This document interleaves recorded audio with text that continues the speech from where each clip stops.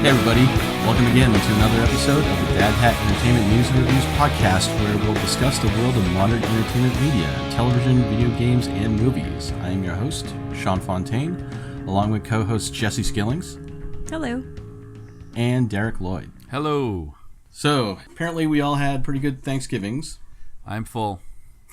Yes. You have your meat sweats already? Yeah. So I woke up with them this morning. Yeah. I was feeling it last night after we went to the restaurant. We took the quick and easy route, and we didn't do Thanksgiving at home. We went to a restaurant, and that way we just got served dinner. We didn't have to clean up. We just go home, eat our pie, and just veg on the couch. Nice. No regrets. Nope. How about you, Jesse? How was your Thanksgiving? Oh, it was good. We had I think like 14 people, 15 people, something. I don't know. Here, and my kitchen and dining room are still a disaster. So. Did you cook? I cooked a ham, and my husband cooked the turkey, and then everybody brought like sides and stuff. So it worked out. Yeah. How about you, Derek? We had about 10 people here at my house. We did the cooking. My wife did almost all the cooking. Actually, she did all the cooking. I lifted things occasionally, but even that she did most of.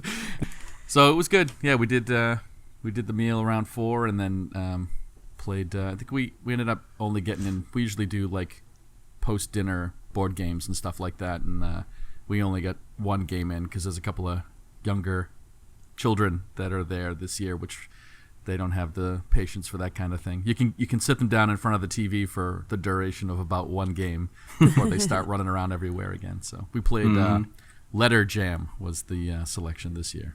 Very cool. It's fun. I'm guessing you carry that at your store? Oh, we do, yeah. I filled a whole tub full of games for this, in anticipation of busting them out after the meal was over. And I think I had, 14 or 15 games. So I used one of them. So Nice. It's like this giant tub of games. We pulled out the smallest game in the pile, but yeah, it was good. Nice, awesome. So this week, I just wanted to mention to the listeners, if you were expecting our episode on Black Sails and Felix the Reaper and Beautiful Day in the Neighborhood, we're actually switching up due to certain scheduling.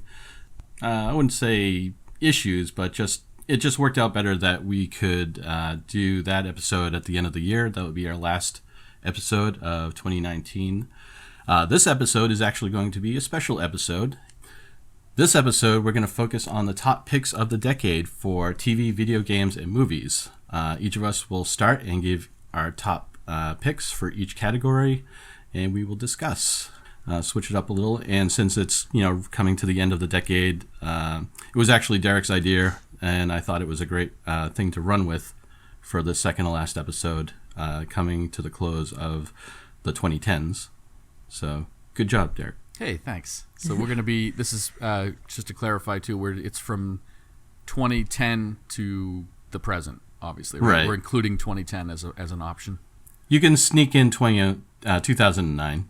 Okay. So. Yeah, mine are clear of that decade. So I had to double check. There were some of my picks that I thought were remakes of prior to 2009 games, but they weren't. So they all fit within the criteria. Yeah, and we had decided that it had to, if for movies and video games it's easier, but the TV shows, we decided it had to be a show that for the most part started no earlier than 2009, so the bulk of it was in the decade, right?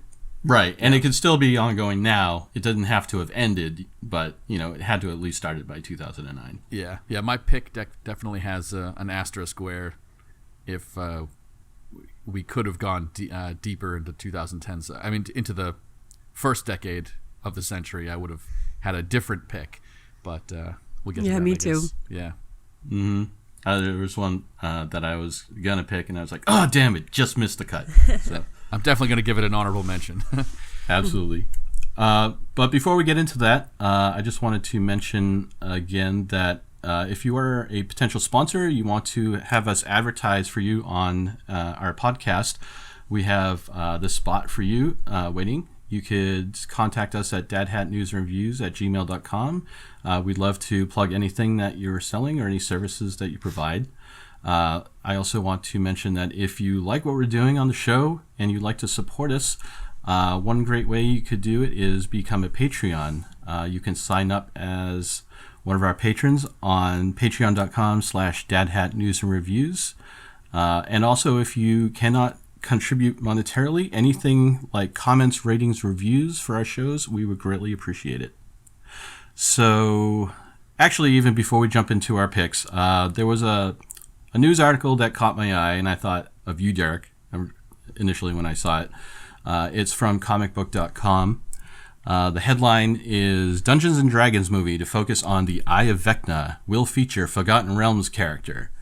And I know you guys probably got a chance to look at the article a little bit. Did you have any thoughts on that? I sure do.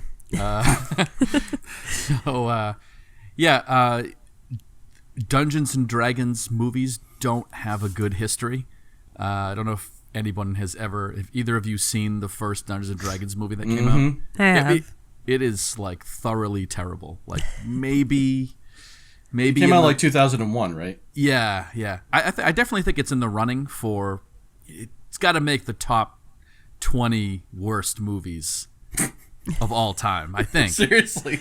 I mean, it's so bad, and I don't know how much of that I take on board because it's just so disappointing, and you have some expectations, and you say to yourself like, all they needed to do to make this movie good was XYZ, and they don't do any of it. It's almost like someone who didn't even play Dungeons & Dragons is busily making the Dungeons & Dragons movie or writing it. I mean, that movie is just so bad.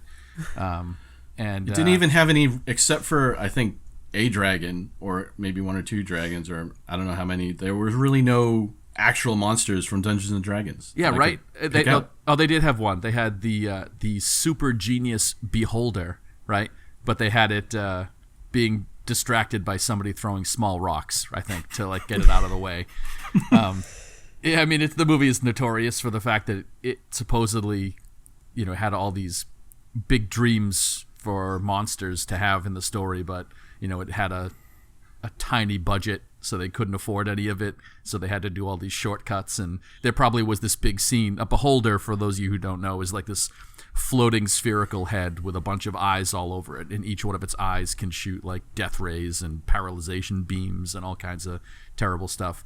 But in this movie, they get a quick cameo where it's, I think, one or two of them, or maybe it's just one of them, is guarding an entranceway where the heroes have to get to, and they sort of trick it by throwing a pebble over a thing, and it runs off after it, and they just sneak by it.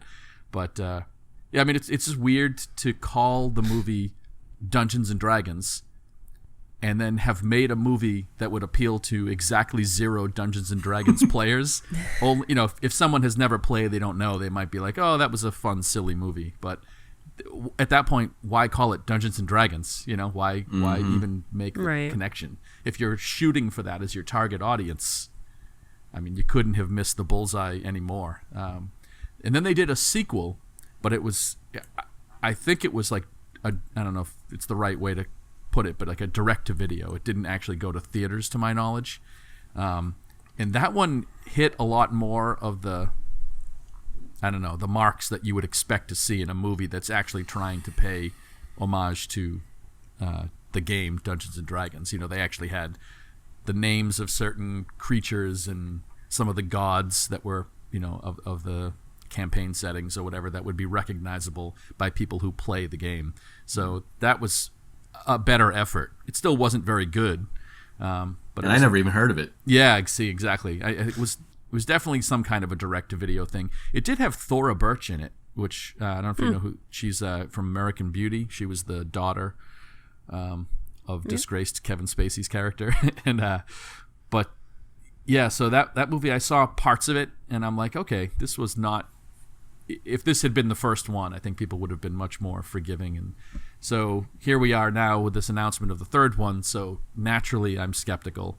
And right off the bat, there's a thing that rubs me the wrong way. But again, this is probably one of those things that wouldn't bother everybody. Is if you care about the lore of the game and its history, then there's this you mentioned that it's focusing on the evil lich god Vecna, right? Mm-hmm. And his story is really cool. Like, actually, it would be something. I think they did a comic book one time that sort of stepped through that evil lich's story, and it really was cool. It's vaguely, basically, it's about this, wizard that wanted to become immortal and, sought all the paths to kind of maintain his life even after death. Mm-hmm. A lich is like a really powerful wizard-like undead, and there's this whole story how he had a lieutenant named Cass that was like in life was his protector, and they end up at odds with each other over the course of the story of their lore, and it ends up that Cass attacks Vecna at some point, and I think cuts off his hand, and then Vecna also loses his eye at some point. So there are these really powerful magic items called the hand and the eye of Vecna, and occasionally they'll find their way into the world, and people will use them for evil and that sort of stuff. It was a really cool story. But what I don't like in this thing is this will mean nothing to anybody who doesn't play Dungeons & Dragons, first off. But there are these different campaign settings from the history of Dungeons & Dragons. The one I have always loved the most and have played in since I began playing is called The World of Greyhawk. It's like this planet. Is that the one we played in when I was a kid? It is. Yeah. You remember that big, beautiful Darlene map that I used to have hanging on the wall? It was Gary Gygax's home campaign. Gary Gygax is basically the father of D&D. So it was the world that he played in with his own campaign. And anyway, it was really the first published D&D campaign setting. So it's the one I loved when I first started playing and still play today. Like 40 years later, I still play with the same people I played with when I was a kid.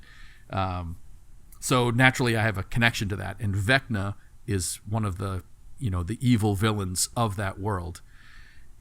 And at about, towards the late 80s, the company that made Dungeons & Dragons at that time, TSR, put out a new campaign setting. It was called The Forgotten Realms.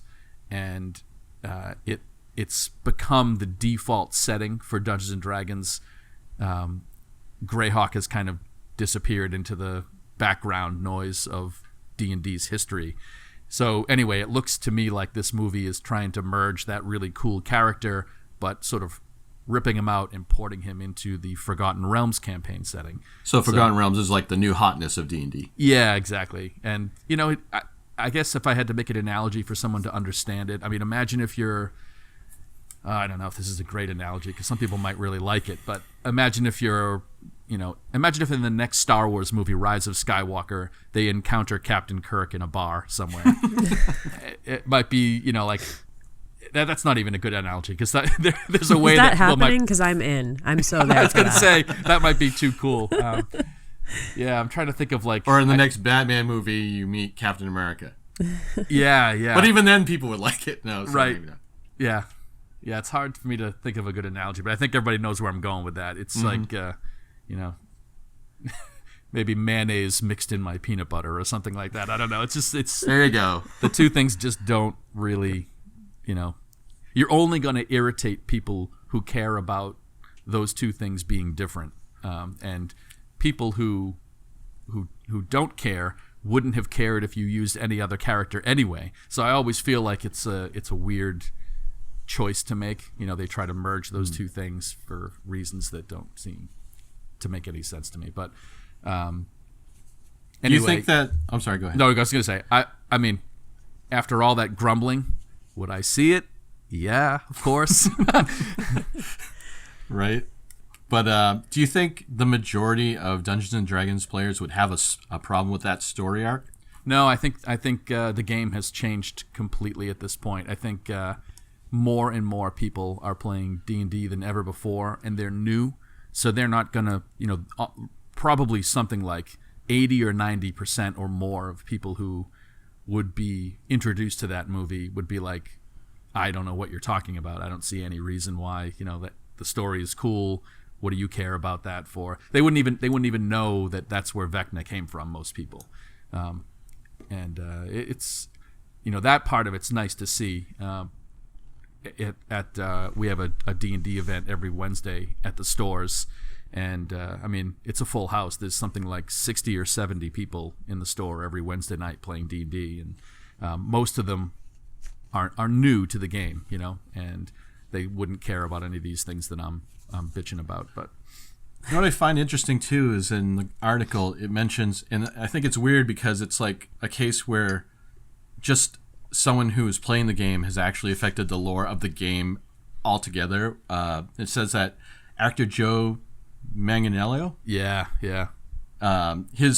I guess he's played through like with his campaign, happens to own the Hand of Vecna, like his character, and they've actually incorporated that in actual Dungeons and Dragons lore. That's really cool. I have not heard that. I know he has become a huge spokesperson for the game. He's like a famous actor who talks about playing D&D on the regular. I've seen interviews with him doing that. It's really cool. He's got like a nice room in the downstairs of his house. He has this big room, and he's got like the dragon heads on the wall and like all these really cool things. And he is introducing the game to other famous people, other actors and actresses. So it's kind of cool. But so I thought that was really cool and interesting that they would actually write established canon based on someone's campaign. That is pretty awesome. But that, I guess that means no one else can have the Hand of Vecna right now. Well, part of the lore of the story is that like Vecna intentionally allows these things to kind of make their way into civilization. He likes when heroes pick up the items and try to use them because they always end up, corrupting or bringing about evil. Kind of like the One Ring in Lord of the Rings. It's like you can't really ultimately use it for good, even though you might have the intentions to do so. So right. and then when enough carnage has resulted, he'll find a way to get his artifacts back. I think Dungeons and Dragons needs they don't really need anything, but as far as mainstream media, if they could pull off a really good movie, for one, they would reap the benefits, from the game sales afterwards. But just making it seem more, I don't know if making it mainstream is making it any better, but I love Dungeons and Dragons. I haven't played in a while, but I love that world, and I would love to see a movie done right. Yeah, me too. A part of me wonders. I get why they want to do it, but a part of me wonders if they just didn't label it Dungeons and Dragons. If they just had a movie that was called, The Hand and the Eye of Vecna, or The Hand of Vecna, or something like that. I wonder if that would. I don't know. The Dungeons and Dragons as a part of the title, I can't tell if that's like a good decision or not. I suppose it is, because ultimately it lands as an advertisement for the game, and people will come to it that way. But it also comes with a certain stigma or preconceived notion of it. Right. Yeah, it's something. Sometimes people can, they sniff out that sort of, or it, I don't know, the whole, it sounds more like an advertisement, I think is what I'm getting at. And people sometimes can be sensitive to that and respond negatively to it. Am I just going to see a big 2.5 hour advertisement for Dungeons and Dragons right now? Because otherwise I don't need that. I don't know. I can't tell that's how I sometimes respond to those things. Right. Whereas if you really just care about the story that you're trying to tell, I'm not sure that putting the Dungeons and Dragons as a part of the title is really working for you.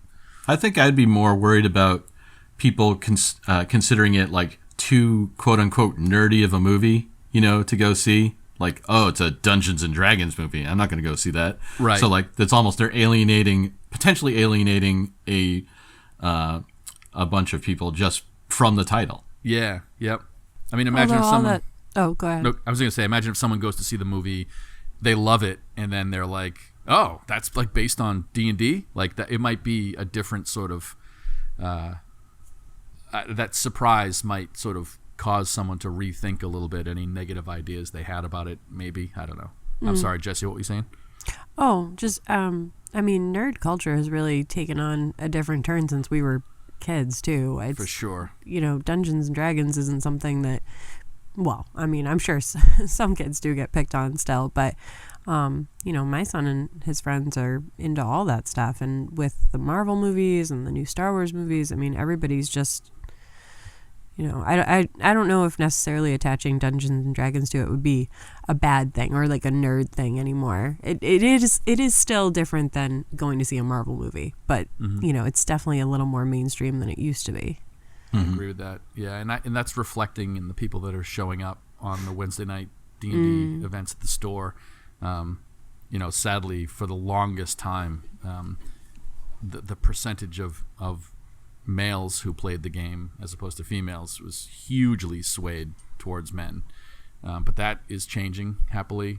It's still very much male dominated for whatever reason, but more and more girls are beginning to play it, and whereas 10 years ago there might have been one girl in the room for an event like that we run on Wednesdays, now like every table has one or two women. So it's really nice to see that change happening. That says something about how, like what you're saying, Jesse, how much more mainstream it's becoming.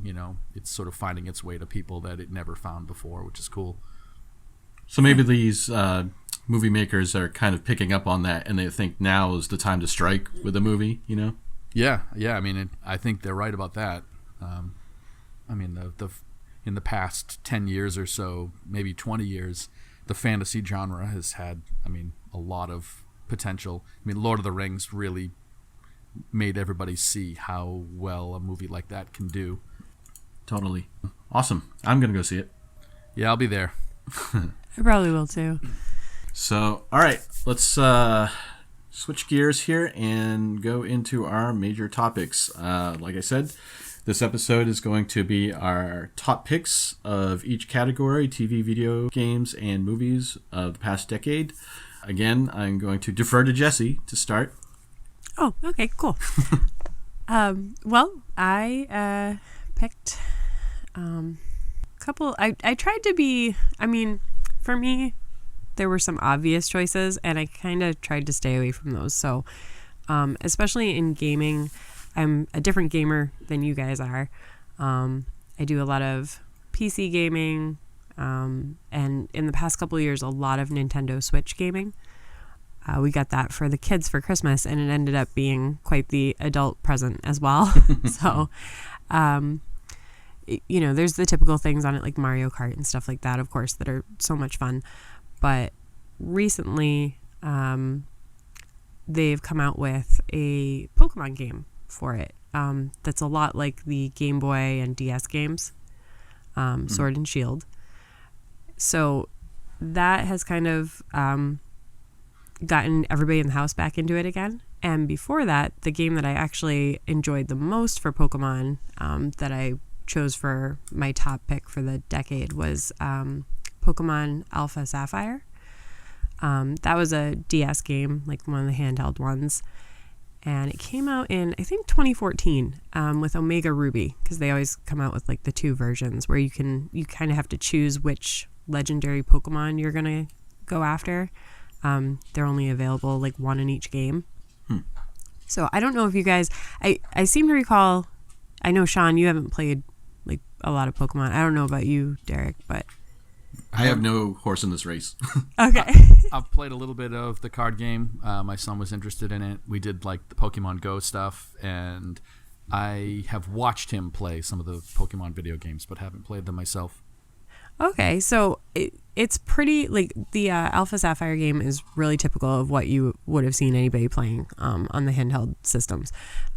You pick a starter from grass, fire, water. I always pick water. And then you go through this adventure. You beat gym leaders to become the champion of this game. It's typically like 8 gym leaders.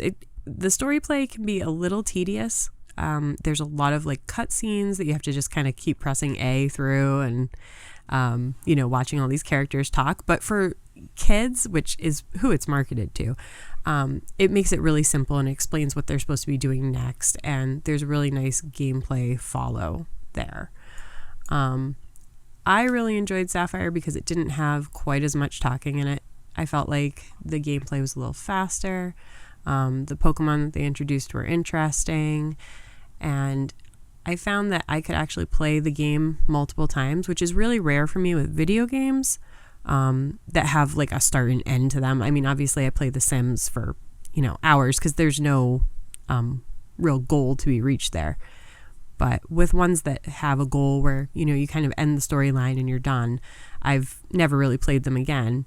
With this one, I beat the game and I still find myself, even though it came out in 2014 and now we have, I think, 3 or 4 Pokemon games that have come out since then, I still go back to this one and play through and go explore the region more. That's cool. Yeah, it's really playable. It's really fun. They're not my favorite starters in the game because each game has their own starter for fire, water, and grass. This one happens to be Trico, Torchic, and Mudkip, and not my favorites, but the game itself is definitely my favorite, and the legendaries were really cool. You can actually find them in Pokemon Go. The ones that were featured in Omega Ruby was Groudon, who's like the big red kind of dinosaur-looking guy. And then in Alpha Sapphire, it was Kyogre, who's like the orca whale-looking one. Do you find that any of the, whichever Pokemon games you're playing, do they have different levels of replayability? I think so. For me, the one that came, I think, directly before this version was X and Y, and I didn't feel like they were as much fun. The region they were based on was, I don't remember the name of the region in the game, but it was kind of loosely based on France in the real world. And the best part about that game was that you could roller skate in it. Like, I didn't really enjoy a lot of the rest of it, and it took you a long time to get through the game because you couldn't move very fast, and there was a lot of cutscenes. Mm-hmm. So, yeah, this one was a little different. Nice. Yeah. So yeah, that was the game that I found the most interesting, at least, and very playable and repeatable. And then for TV, I think we were talking before we started recording that it was really hard to narrow it down and find stuff that hadn't started before this decade, because I definitely had a few runners up. And I almost chose Black Sails, but since I'm going to review that next time, I actually thought I'd go with Vikings. I don't know if you guys have seen any of that. I think I had watched the first episode right around the time that it first came out, I believe. And it didn't ever pick up another episode, but it wasn't because I didn't like it. It was just one of those, like, I didn't have the time to sit down and watch a series or anything like that. So sure. Well, it's all on Hulu currently, at least up till season 5, and then I think they're coming out with just one more season. So if they do just the one more, it would be one of those nice, like, okay, there's only 4 to 6 seasons, wrap up, tell a story shows. And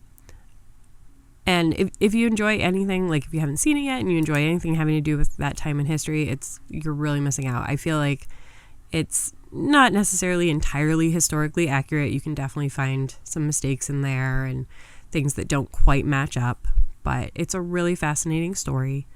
It follows Ragnar Lothbrok and his children, his family, his friends.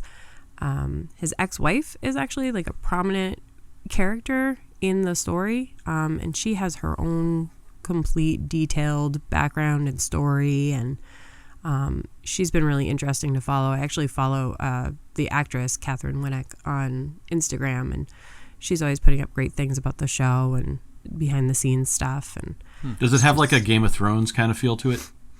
It does a bit. I keep expecting to see like the same, I want to say, like kind of viciousness that you would see in Game of Thrones, but then I remember it's like a History Channel show, which is so weird when you're like halfway through an episode and you're like, wait a minute, they like showed this on History Channel. But it does have a Game of Thrones feel, and it has that kind of story plot, and obviously Game of Thrones was in the running too, but I felt like, who's not gonna say Game of Thrones? Right. Like, it's a great show.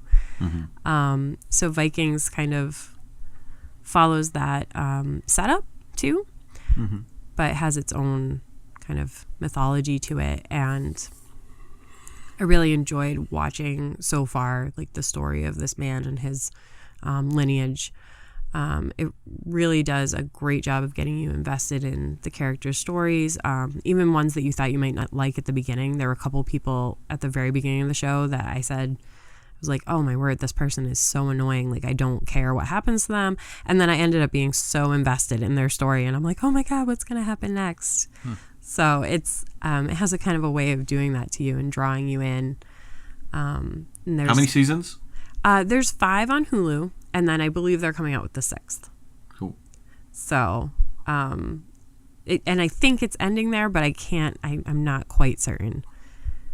But I think one of my favorite parts in it was you kind of get to see a lot of religious crossover, like with the Viking religion and what, like, those people believed, and their kind of spiritual practices. But then also it crosses over a lot with Christianity, because at one point Ragnar actually captures, and this is like not that far in, so it's not like a huge spoiler, but a Christian monk who, like, lives with them for a while.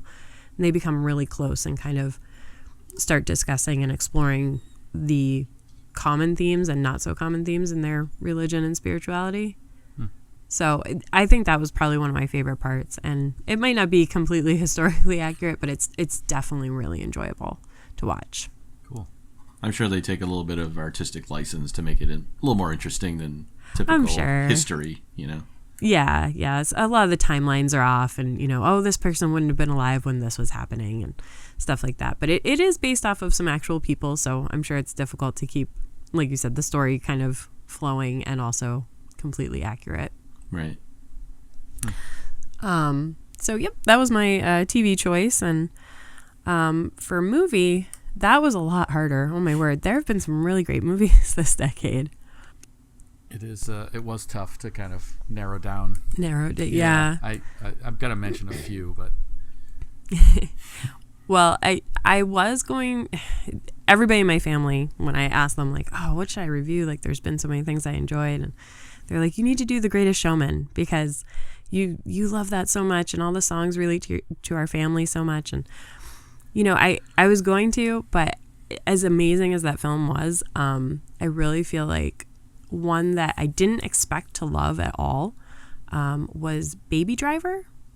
And I don't know if you guys have seen that. Oh, yeah. Yeah. Or, yeah? Okay.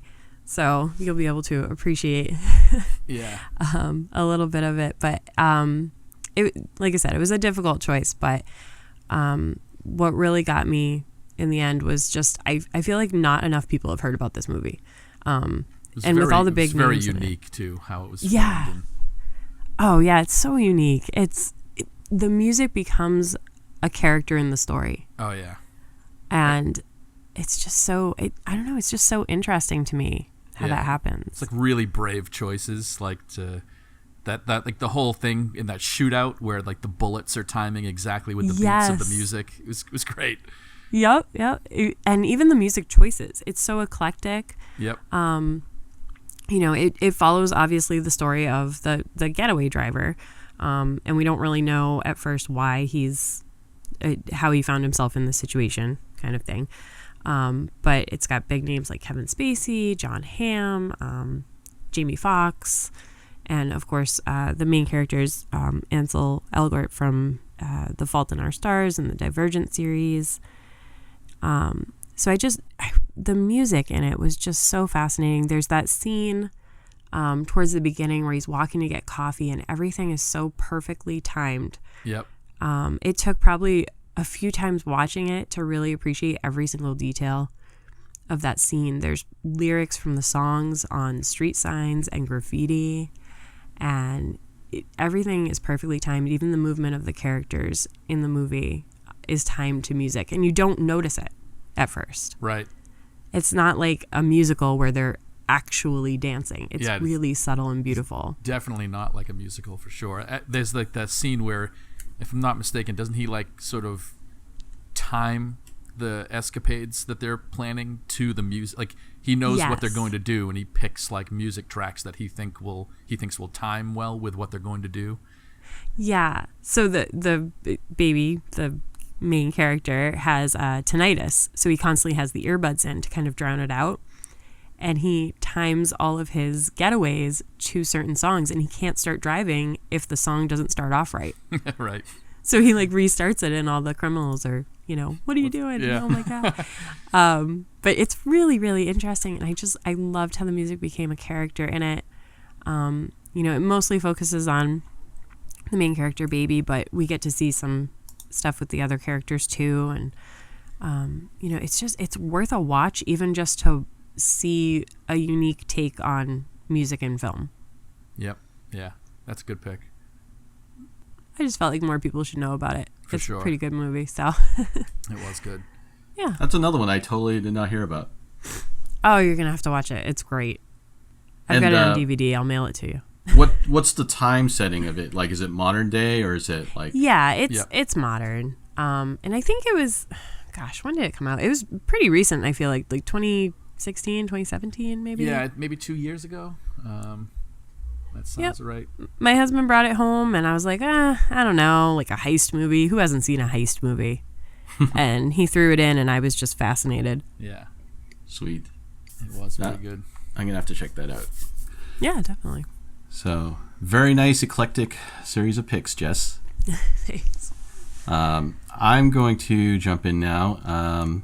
My picks are probably going to be a little more mainstream, and it's just, I'm one of those people that like the big budget popcorn kind of stuff.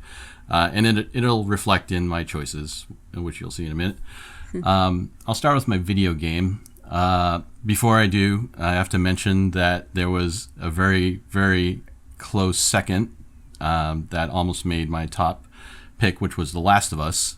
That came out in 2013, and it was utterly riveting. It was totally enjoyable, and the only reason that it didn't make my number one pick, probably because I couldn't really play it over and over again and get a different, outcome. So, but as a standalone experience, that was nearly top dog. That said, my actual pick for video game of the decade was Horizon Zero Dawn. That came out in early 2017. It was developed by Guerrilla Games. They're the ones who made the Killzone series. And this was their first attempt at making a role-playing game, switching gears from their first-person shooter pedigree, and they were amazingly successful with it. The story of the game focuses on a young woman named Aloy. She's a young huntress living in a world where humanity has moved on from technology and where people live in these fairly primitive tribal societies. However, they must survive by hunting the now dominant species on the planet, which is a mysterious species of robotic dinosaurs. So it's like, okay. So as you follow Aloy's journey, you start with her as a child, and for some reason she is completely shunned by her tribe and forced to be raised by a tribal outcast, which the character's name is Rost. Rost raises her as his own child, and during the course of him teaching her to be a hunter, she falls into these ruins of the old world and finds a small device called a focus that she wears on her ear. And when she does so, it allows her to see the world in augmented reality, displaying everything around her, all the information about it. It also gives her certain powers related to the robot dinosaurs, like being able to see where they're going to move before they even get there. And later, as she grows, she learns how to use the focus to control them to a certain degree. So the plot really revolves around Aloy's journey, not only physically, through the world, which is amazingly beautiful, by the way. She also needs to find out the truth about her past, why she was shunned from, childhood, and also what's going on with these robot dinosaurs, basically.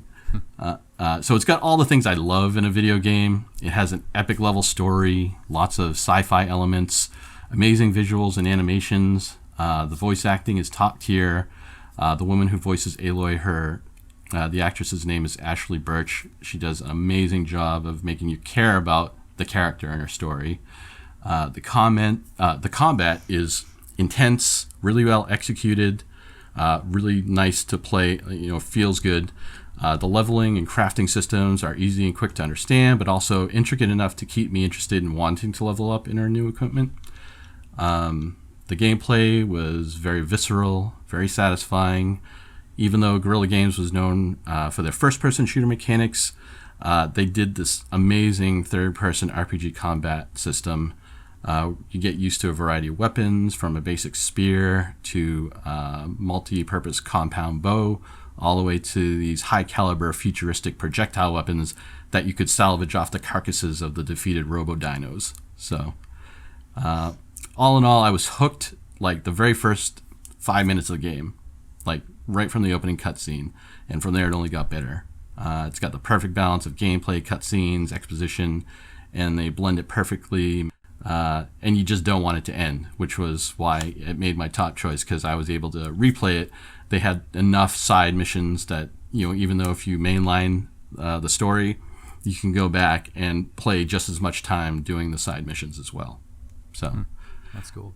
Plus robot dinosaurs. You cannot beat that. How can you not beat robot dinosaurs? So, do they look like robot dinosaurs, or do they look like dinosaurs? You just know that they're robotic. Do you remember back in the day, Derek, when they had those toys called the Zords? Oh, yeah. They look like Zords, Okay. basically. Yeah. So they're actually not all dinosaurs. Some of them look like antelope, like a robotic antelope or a robotic cheetah. Mm-hmm. And they go all the way up to like a robotic-looking T-Rex. Right. So, okay. And the way the world is set up, you can tell it's sort of post-apocalyptic, but you don't know how far in the future, because there are very little structures left of the old world, which we would recognize. And these people live in like tribal societies, and they wear they are regular animals, so they have animal skins and whatnot, but they also adorn themselves with pieces of armor from these robots that they've, hunted. Yep. And they trade, the alloys and the circuits from the robots to use as like adornments and things. So it's really kind of interesting how they mix like the ancient, prehistoric society with the futuristic dinosaurs. It's weird, but That's cool. cool. Yeah. And you said this one is more repeat play than others? It definitely has replayability, even if you finish the game. There are so many other side quests. It's sort of like kind of like the Outer Worlds that I had just played, where you'll meet an NPC in the world and they'll say, "Oh, my son is missing. He's been taken by a rival tribe in the in this area where these robots are, and we can't go save them. Can you help us?" So there's so many of those that it's just almost endless possibilities of what you can do. Neat. And I didn't want to put the game down after I was done with pretty much 98% of the game, because I loved being in that world when I was playing. It's just very, very immersive, very cool. So, yeah, that's definitely, if you haven't played it, it's a PlayStation 4 exclusive. So if you have a PlayStation 4 and you haven't played it, you have to play it. Cool. So that is my number one game of the decade. Moving on to television. Again, I had a clear front runner that I would have picked, except that it really just dived and jumped the shark at the end, and that was Game of Thrones. I would have definitely picked that. It came out in 2011, which actually I felt it was longer than that. It had been out longer, but I guess it feels longer. It's only been 8 years. But yeah, they just really ruined it for me at the very end, so I couldn't, in any good conscience, pick it as my top pick for the decade. So my actual pick is the show The Expanse. The Expanse is a science fiction television series on Sci-Fi. It originated on Sci-Fi the first 2 seasons, and then they canceled the show, but it was picked up later by Amazon. So they're actually currently working on, or just releasing, season 4. Season 3 is already out. The series is set in the future, where humanity has colonized the solar system. there are tensions between the three main factions in this current setting, which is Earth, Mars, and the Belt. Earth, which is governed by the United Nations. They teeter on the brink of war with the colonized Mars, which has declared its independence and is governed by the Mars Congressional Republic. So both those powers are dependent on raw materials that are supplied by a society of miners and colonists who work in the asteroid belt at the edge of the solar system. They're known as the Belters. But the Belters are sick and tired of being treated like slave labor and outcasts by the Inners, Earth and Mars, and create their own political faction called the Outer Planets Alliance, or the OPA. So the story starts off where the United Nations Security Council, one of its members, her name is Christian Avsarala, and she's played by actress Soran Agdasholo. I'm hoping I'm pronouncing that correct. That sounds hard, yeah. There's a Belter police detective whose name is Joseph Miller, who's played by Thomas Jane, and ice hauler James Holden, who's played by Stephen Strait, are these three characters who are unwittingly, in the course of the story, unraveling a conspiracy which threatens this fragile peace between all three of these factions. Also, the survival of humanity is at stake when you find out what is actually going down in the story. The cast is really great. Along with the three people I mentioned, there's a space pilot named Alex, who's played by Cass Anvar. There's a engineer, Naomi Nagata, who's played by Dominique Tipper. And then there's a ship mechanic and combat junkie, Amos, who's played by Wes Chatham, and he's like my favorite character. He's kind of like that guy, if you ever watched Firefly. Who's the guy who wore the knit cap? I can't remember his character's name. Jane? Yeah, he's like that guy. Like, kind of like, not the brightest bulb in the bunch, but like, he definitely is not, gonna back down from a fight. He's so cool. So the action, space combat, and gunplay, they're all really super realistic, well-paced. The visuals are excellent. The CG is top-notch, and the story is really riveting. And it's a space opera, which, who doesn't love a space opera? So I'm definitely happy to make that my number one pick for television. And last but not least, my movie pick. I had to think about this a little bit. My inclination was to go with what I typically would go for, is like space opera kind of stuff. And Avatar was going to be my pick. It actually came out in 2009. So it just made the cut. And when I saw that movie, I had not gotten as excited for a sci-fi movie since Return of the Jedi. Since, watching that movie. So it wowed me so much. But it doesn't stick with me as much as this other pick, and people will probably know why when I mention it. So my number one pick for the decade is The Avengers. That came out in 2012. That was in the running for me too. Yep. I mean, I had to go with The Avengers. It was co-written by Joss Whedon and Zach Penn, directed by Joss Whedon.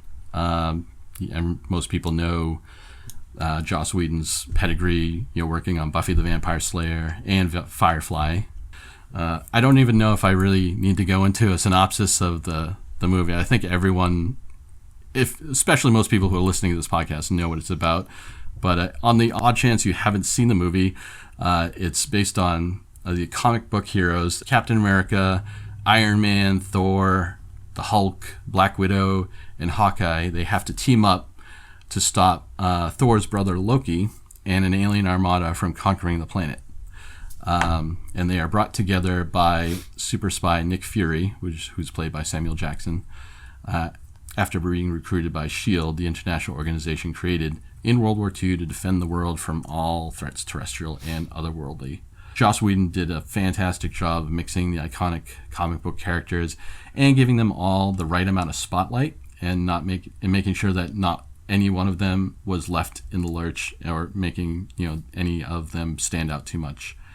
It was basically the ultimate dream team movie, and to this day, it still stands up, even after all the other Marvel Cinematic Universe movies have come out, I think. And really, we wouldn't have gotten those if the Avengers hadn't succeeded as well as it did. So my overall rating for that I'm using Derek's rating system is 4.5 stars. I would definitely give it a 4.5 stars. Nice. So, I don't know. That's just like my, big budget sci-fi epic story kind of flavor coming That was out in my definitely a picks. good one. There's nothing wrong with picking the big ones. I mean, that's like they're big for a reason, I mean, I think the picks should be something, and I think each of ours just reflected that. Like, it has to be something that means something to you. I mean, my picks of like I put together that list of 365 movies. Those picks are very much my picks. They're not. If you ask me to make a list of the 100 greatest movies of all time and trying to be objective about it, that would be totally different. Mm-hmm. So I think there's nothing wrong with picking those big ones. I mean, it that stuff comes so much from your childhood too, Sean. Yeah, I grew up on just sci-fi, like watching the old Battlestar Galactica show. Yep. The original Star Trek series. Just watching it on the laying on the floor watching TV. That was just like my meat and potatoes. Like even like Space 1999, which was that British-based sci-fi show. Doctor Who, like all that stuff, like just really shaped the core of what I find is entertaining. Mm-hmm. So that's definitely why I went with the picks I went with. Yep, that makes sense. So I think I'm similar, and all three of my picks are large. I'm not. I mean, meaning everybody will have heard these. I tried to, when we decided we were going to do this. Obviously, I knew that they need to be very personal picks, but I also didn't want to like veer away and try to be, I didn't want to provide anything just to try to be tricky or anything. The main criteria that I was considering was, how much time of my life did I give to these things, right? The three choices, and as soon as I made that decision, it was very clear what the picks were, although I think the movie one will surprise people as to what I think is my favorite movie of the decade, but I'll get to that last. So starting with the video games, I've definitely spent more time with Fallout 4 than probably most games, with one exception, but it's not the reasons why I spend a lot of time with that one are very different. So Fallout 4 is my pick. It came out in 2015, and it rings all the bells for the things that I love the most out of video games. Like, I love the big open world concept, that you can go anywhere you want, that sandbox feel. There are so many locations you can go to, and there are little stories to be found within each location that you can totally sink into when you feel like it, or you can just play it like, I don't really care what this computer terminal says in this particular building. I'm just gonna kill everything I see and take their stuff. I also like the way that it you can sort of like play your character with the morality that you choose to give it. And it's funny, you can play this game as this evil terror that just kills everything he sees, or you can try to help people when you find them and that sort of thing. And I always end up playing these things as like the lawful good superhero guy that wants to come in and save the Commonwealth, right? You are Luke Skywalker. I like that about it too. Yeah, I just always lean that way. Even when these games sell themselves as like, you can play evil in this one, and I'm like, all right, I'm just gonna save anybody anyway. But it's set in Boston, which I also felt was awesome. There's not a lot of opportunities to be playing video games in Boston, and sort of a really cool moment. I was playing the game, and when I worked in Boston, where at the company that I met my wife at, we would often on our break would go out and sit down. That old church in Boston? It's like actually looks sort of like medieval, right, smack dab in the middle on Boylston Street. Yes. There's this nice green, field out in front of it or whatever. Maybe not field's not the right word. It's like a grassy lawn, and we would go and sit down and eat our lunch there or whatever. And as I was playing the game, I was in the living room and Lisa was in the kitchen, and I'm like, "Hey, you recognize this place?" And it was kind of cool as she looked at it and she knew where it was, from the game. It was kind of neat. So I like that aspect of the game, it just being personally connected to where we lived. And so yeah, I spent a lot of time with Fallout. I'm still playing it. It has this whole thing in it where you can build up settlements, and there's so many of them. Like I just kind of get into this mentality where I'm like, I want to make each one of the settlements be comfortable for the settlers that live there.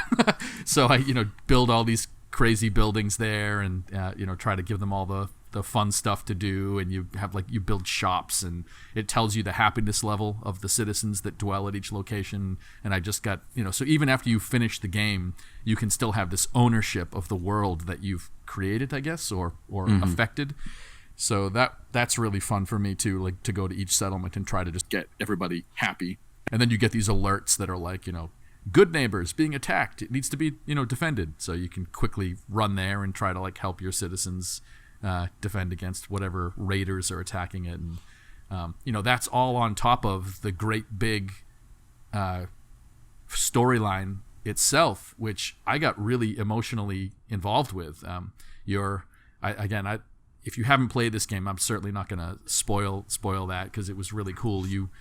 The game begins and the apocalypse is about to happen, and you rush to get your family into this vault, and while you're there, they put you into these chambers, which ultimately end up sort of freezing you so that you'll awaken after the nuclear holocaust is over. And when you wake up inside this thing, you witness somebody, you can see your significant other's the cryogenic chamber that she's contained in, or he's contained in, depending on which way you choose to play the game. The bad guy sort of opens it up, shoots your significant other, and then takes your child. And you see them walk away, and you kind of watch it all happen. This is the very beginning of the game. And then they sort of refreeze you so that you don't break out. And then the system ends up failing, and you end up getting out, and the search begins where you are going out into the wasteland to try to find out who took your child and why. And has it's really intense. Really, and it's got a great sort of twisty ending, and you really kind of feel it. I remember just being emotionally impacted, like you mentioned, Sean, with the Last of Us. You sort of have that emotional attachment to these characters that totally especially the puppy. Yeah. And really just resonates. So that's my pick. I got to mention though, I don't want to overstate this because people roll their eyes, but I have also spent an enormous amount of time playing Minecraft. It's been a great thing to do with my son who got really into it, and the creative aspect of that game still appeals to me. I have a server that we've been building stuff for years, and I have a couple of friends who are building stuff, and I feel that's been out longer, hasn't it? It definitely has. Yeah, I'm only mentioning it because how much time I spent playing the game. Yeah, my son was just playing it last night after Thanksgiving. Yeah. I mean, it's my decision for these picks were how much time I spent with them. So even though Minecraft came out well before, this decade has been filled with lots of Minecraft playing. So I just wanted to mention that. I don't think I need to explain anything about the game Minecraft. Everybody probably knows what's going on with that one. But so moving on to my show pick, there's just nothing fancy about this one, and for me, there really isn't another place for me to land with it. It's got to be Game of Thrones. I spent more time with that series than any other television series. I talked about it more with people. I certainly cared about the beginnings of it. Like you guys mentioned, it was 2011, so it's fully within the decade. It does feel longer, which I think says something about how much it played a role in this decade. Yeah, it became such a part of our culture. Yeah. I mean, it's not a tricky pick. It doesn't really bring anything to the table that will probably send someone to go see something that they never saw before. But Yeah, especially those first 4 seasons, particularly the first 3. The first 3 seasons, I think, were like just incredible television. It really transcended television in a way. It doesn't feel like a television show. And Epic storytelling. Yeah, it really, really is. And I often judge a lot of these things by how much I crave them later. And particularly I have this attachment to like incredible scenes that really just, I don't know, make me feel something intense. Red Wedding. Red Wedding is definitely one of them, but I actually think my favorite scene from the Game of Thrones series is in season 3. I get emotional even talking about it. Like I can kind of feel, I get like, I start to well up when I describe the scene, is when Oberyn goes to talk to Tyrion. There's basically no violence in the scene. It's just Oberyn going to talk to Tyrion when he's in the prison cell and tells the story about how he had met him before. I just think that scene is absolutely incredible. Like the dialogue is so perfect, and the way that the 2 actors just control that scene, it's unbelievable. I have to, every like month or so, I'm like, I need to go watch that scene, and I'll go to YouTube. I'm gonna have to go watch it. that scene now. It's so good. And the other scene that I think is, for slightly different reasons, but I crave, is when the Hound and Arya, my favorite characters in the series, wind up sort of wandering the countryside, and they stumble into that bar, and it's the I'm gonna eat every fucking chicken in this room scene. That scene is just so good. That's another one every month or so. I've got to be like, all right, I got to go watch the Hound. They were great together. Guys. Yeah, it's so good. And that's probably my favorite part. Definitely. And George Martin is obviously inspired by a lot of it's sort of a fantasy trope, but everybody always loves it. It's like the big lumbering character with the lithe small character that's their sidekick or whatever. Sure. I think Fafard and the Grey Mouser is like a classic. I think he was her sidekick. Yeah, honestly, it does feel that way. You're right, which is a nice little spin. It was, yeah. So yeah, Game of Thrones is my pick. I know it's not sexy, but it's big, it's huge. It was one of the things that I talked about more than any other this decade, and despite its landing with a thud, a little side note is that there's also a part of me that was I don't know, grimly satisfied with how it landed, because I was sort of happy that everyone had a disappointing ending for it, because I was so angry when they decided to like leave his source material, and there are changes from the book where they, the first pang that I felt where I'm like, okay, this is going off the rails now. It's crashing, is when they sort of had that horrible ending for Barristan Selmy, the knight who was Daenerys. Do you guys remember who that character was? Barristan Selmy was like the old knight who served Joffrey, and Joffrey sort of fires him. He's like, yeah, we don't need you anymore, and he ends up going overseas. Yes. That character is one of the best from the novels. He's such a cool character, and the show just his such an ignominious ending. They kind of dispatch him in an alleyway, and they never really mention him again. And it's in the books he's still alive. So okay. It was just See, one I of haven't those. read. Well, I read like part of the first book, and I had trouble with I don't know, just his style of writing. I guess I love his stories, but so yeah, I don't know much about the books. Yeah. So that was one of the things that kind of like was the first sign for me that things were not going to go well. And downhill. So, yeah. And then there was the whole, like, I decided not to watch the next season. I'm like, I'm going to wait.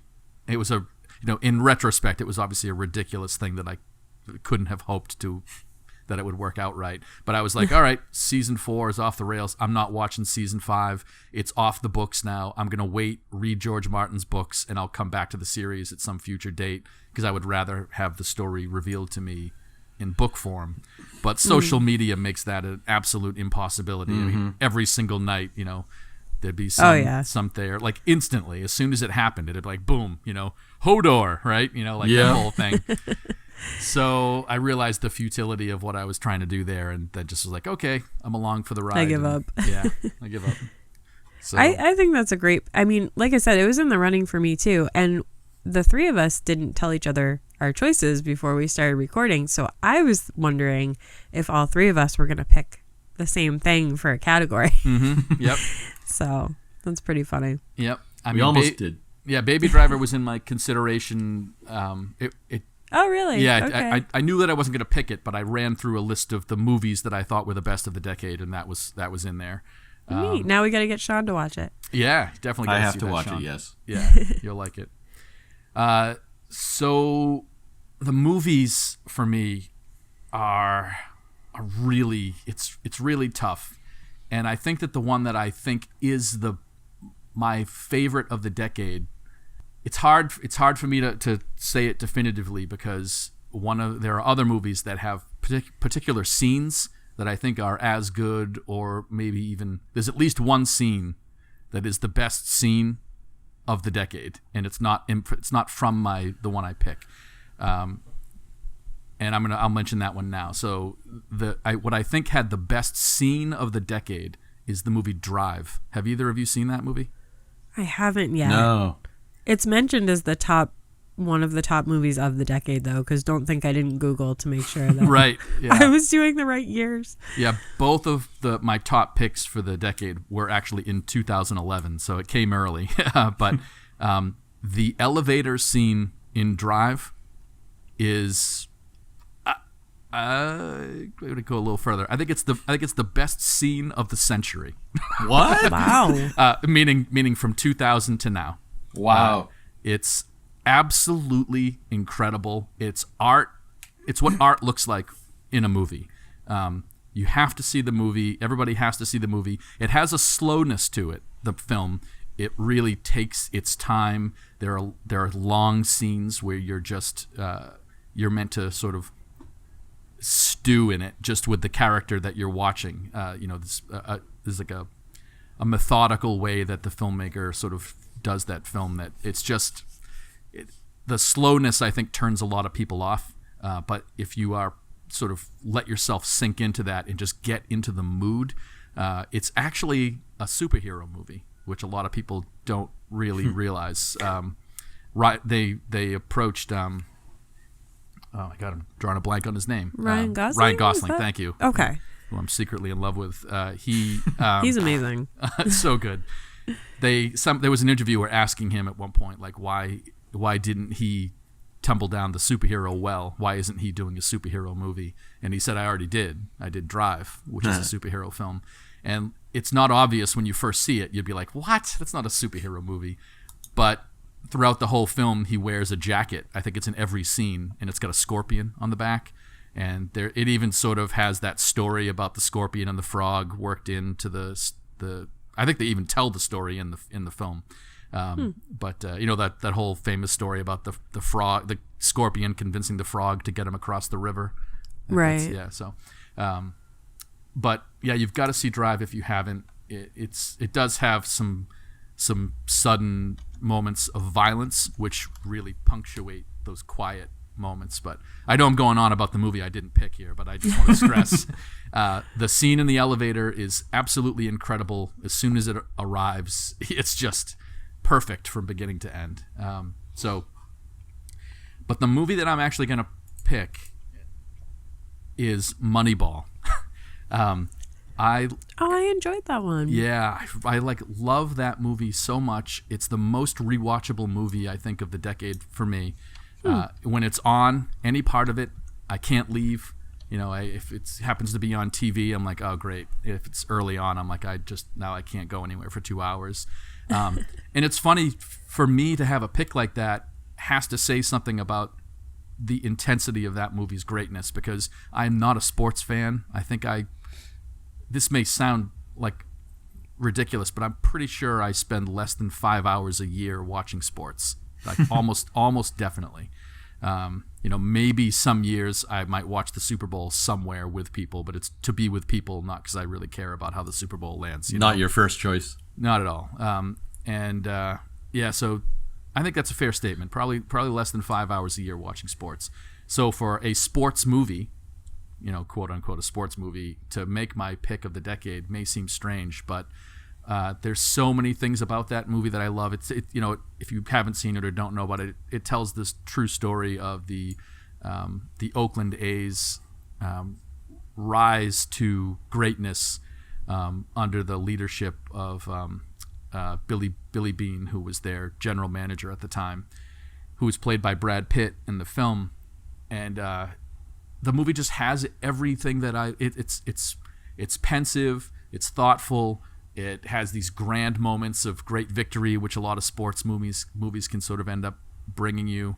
It has like some strong historical accuracy, which is also a big part of it. It's about how it changed the entire sport of baseball with what went on behind the scenes and what Billy Beane sort of like brought to his team. And I also think it's Brad Pitt's best role. I think it's where Brad Pitt, he obviously had a great resume prior to that, and he's had a great resume since then. But I think it's the movie that made people stand up and have to realize that, like, okay, Brad Pitt is actually an amazing actor.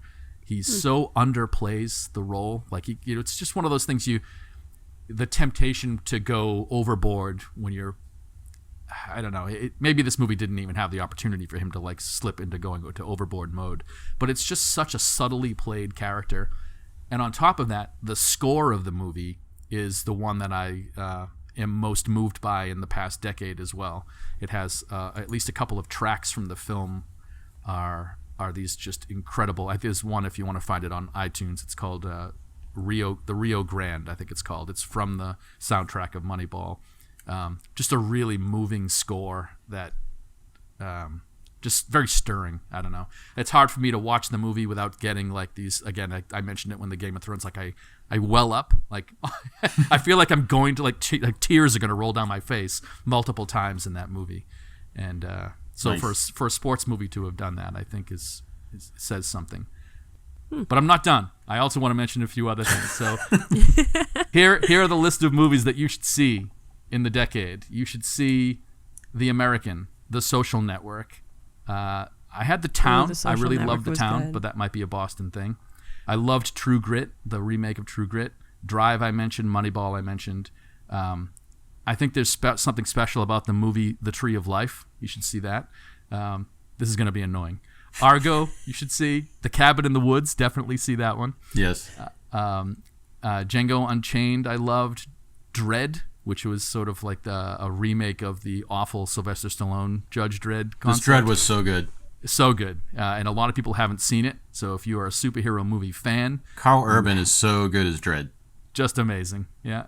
It has the best one-word line ever, too. It's towards the end when he goes, yeah. So the best use of the word yeah in a movie ever. I forgot that existed and I haven't seen it. So yep. So good. I would also mention that people should see Lincoln, which is a great movie. I've got a ways to go here, so brace yourself. Moonrise Kingdom, Gravity, Her, The Drop, Ex Machina, The Grand Budapest Hotel, John Wick, Whiplash, It Follows. Totally. My favorite horror movie of maybe the past 25 years. Sweet. Mad Max Fury Road, The Revenant, Hell or High Water, another very small movie that people missed. You Were Never Really Here, which I bet nobody has seen. Never heard of it. And then, I haven't. And I haven't thought of anything past 2018, but this is a list I put together a while ago. I also love the movie Molly's Game, which a lot of people missed. You should definitely check that out. So that's it. Those are my 30 movie picks. These were close runner-ups. Yeah. Wait a minute. I didn't know we could cheat. Hold on. I didn't want to tell you guys I was in a cheat. I wanted all the glory. By the way, I'll get that list up on the links below so you can check them all out in their wondrous glory. Oh, my word. So, yeah, I only saw 2 of those movies that you've mentioned. Oh, you got your work cut out for you then. I do. Nice. I think I've seen a few. Yeah, I'd have to see it in writing again, but... Is it stupid that I sometimes get jealous when someone tells me they haven't seen a movie that I've seen? Isn't that weird? I feel jealous. I'm like, they get to enjoy that thing for the first time. Yes, we get to experience it for the first time. All 28 of them. Yeah. Nice. So, nice choices, man. Yeah. I spent a lot of time thinking about movies, I guess. No, really? I hadn't really thought about that. Yeah. Well, have we got a podcast for you to work on? So, awesome. So that is our top picks for the decade. Again, I will, like I said, put any of the links that you're interested in the comments of the show down below. Do you guys have any final thoughts? I don't think I have anything after that. You're spent. Yeah. I feel like Derek said it all. Yeah. Yes, I'm definitely going to have to get all that in writing again so I can do my homework. Yeah, you got to see those. Yep. And, I mean, I would play the Pokemon, but I just don't like Pokemon, so I'm not going to be playing That's okay. Pokemon. I understand. You're depriving yourself of some fun, but it's all right. But I don't even have the hardware. I mean, I don't have a Switch. I don't have a DS. I mean, I don't even have the means to play those games. The Switch is super fun. I would definitely recommend a Switch. They have some great games on there. As long as there's... Go ahead. I did download a video game last night that I started that it's brand new, and you should probably put it on your list to try so we can hear your review of it. Is the Jedi Fallen Order? Is that what it's called? Yep, I got it. Oh, It's the ready to... previews for that look amazing. I'll actually have something to say on that one because I'm playing it. So.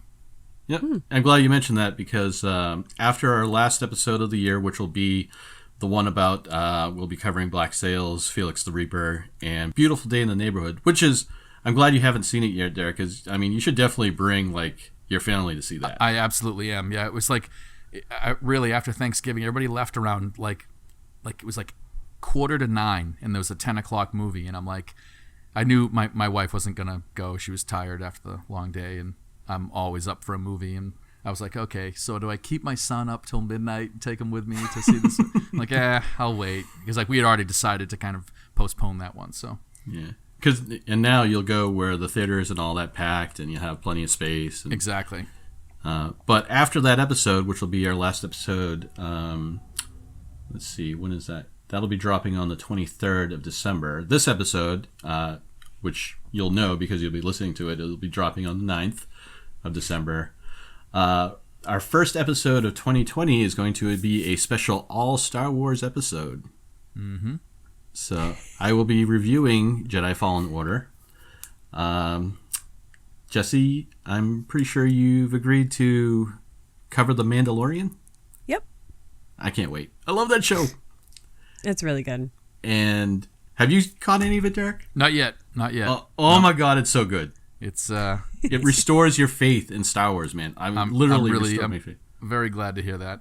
It's generally been I haven't heard a single person, like obviously at the store everybody's talking about it, and I haven't heard a single person say like, oh, I don't really like it. So hopefully I'm not that first asshole. I think they should just give the next series of movies to Dave Filoni and I can't think of his name. Yes. I think they are. I'm so glad. I'm so glad he's doing the writing for that. I've loved him since Swingers. Yep, he's great. But they're doing it total justice with The Mandalorian. Totally. Mm-hmm. And of course, Derek is all excited to be covering what is it? Rise of Skywalker. Rise of Skywalker. That says something. I cannot though. wait for this review. Yeah, I mean, it's gonna come loaded for sure. I'm gonna go into it with an open mind, though. I'm not. Are you? I'm not gonna. Are you? Is it possible after The Last Jedi to have an open mind? I don't know. You're probably gonna have two like reviews, like one with your like pessimistic side and one with your open-minded side. Maybe it's not an open mind. I would like it to be great. I would love to love it. I'll say that. I hope that I love it, but would you just love to not hate it? I mean, I went into The Last Jedi like really upbeat. You know, I went in there like I was like really excited. We saw it opening night. We went into a Boston theater and with the family, and just such a letdown. So I feel like maybe I'm neutralized at this point, so I can just let it wash over me and try to like, you know, your palate has been cleansed. Yeah, the expectations lowered are expectations, low. Yeah. and then it'll be, you know, good. Right. Nice. So any promotions that you guys want to plug? This will be coming out on the 9th of December, mind you. Mm-hmm. I mentioned it last time, but I'm actually heading next week to PAX Unplugged. I'll be in Philadelphia. So I'm going to be off the grid working the booth at that convention until, I guess, next Sunday. I'll be driving home. So Cool. Well, have fun. Yeah, have fun. I hope so. And that actually, I just want to mention it briefly. We did discuss that we were going to be incorporating some other entertainment media in our podcasts in the near future. I definitely want to do sort of like a Dad Hat Unplugged, which will be focusing more on like board games, card games, live events, that sort of thing. So maybe eventually we'll have you be like the correspondent on the spot at some of these like PAX Unplugs and things taken. Sure, yeah. And I could also, if we ever wanted to have a guest on, I know quite a few people that are like deep into the board game culture and would probably have a lot of great things to offer as for like their picks for the year or whatever.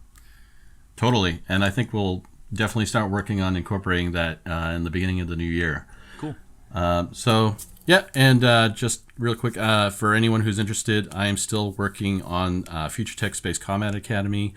I'm still in about 50% of the way through the playable levels, but I just wanted to give you a quick update. And if you wanted to follow my progress on the game, you can do so on some of my other Facebook pages.